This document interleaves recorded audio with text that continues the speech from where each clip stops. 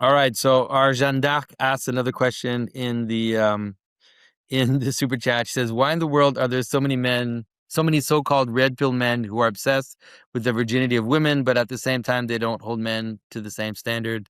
What is going on there?" Man, you guys, is it always like this? I I don't. mean, if I we're gotta gonna say, do, I don't always if tune we're in. doing a public Q&A, it's gonna go there. That's how we do. But we're not afraid to talk about anything. I always say, all subjects are possible. Um, um, okay, so there are two things. One is a one is for sure. I think that the red pill men that are obsessed with this, um, how can I say this?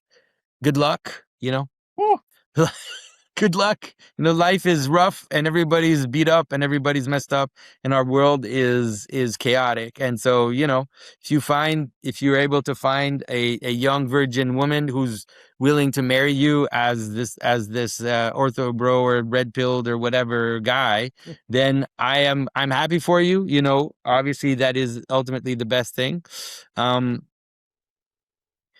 why would there be a double standard? Now, this is not a strictly religious question, but I think that in terms of symbolism, has been in most cultures something that we could call a double standard, right? If you read Greek epics, if you read ancient stories, you'll see that the men are not necessarily expected to be virgins or to be in the same measure as women. And in Christianity, we do expect that, by the way. That is Christianity, that is the ultimate vision, is the meeting of two virgins. But we can also understand why in popular culture and why in stories this is not the case. And it has to do with the legitimacy of offspring. Like that's really what it has to do, is that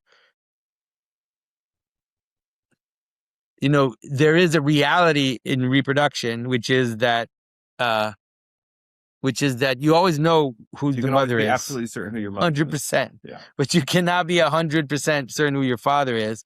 And then, if you mess up with that narrative, that is, if a woman is promiscuous or if a woman has several partners, it casts a doubt on the legitimacy of the children. And therefore, if you do that through iterations, let's say over 1,000 generations, you can kind of understand why in many cultures and in many contexts, there's been a big emphasis on female virginity and also on female fidelity. So, like I said, that is not the Christian position.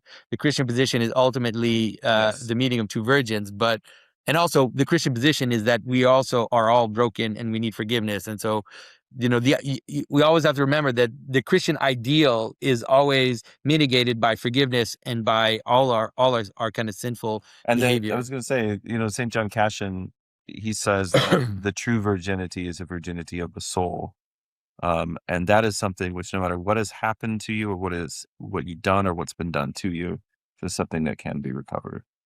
Yeah, yeah, yeah. And the thing is that you know if as a man you marry a woman who has had other partners, but that is truly repentant and has contrition and also is acting out of love for you and wants to really live a life of faithfulness, that will be far more valuable than maybe a woman who's a virgin, but then is less reserved in her behavior, afterwards, and is maybe has fantasies, or maybe she's never slept with a guy, but she's reading romance novels, or she's like whatever that is. These things are not like, Yeah. yeah, it's not like it's not Yes, but only. yeah, the idea that the struggle for chastity is only up till marriage is one of the things that seems to be sort of implied in a lot of these Yeah, yeah, discussions. yeah, And it's just like, okay, I did it.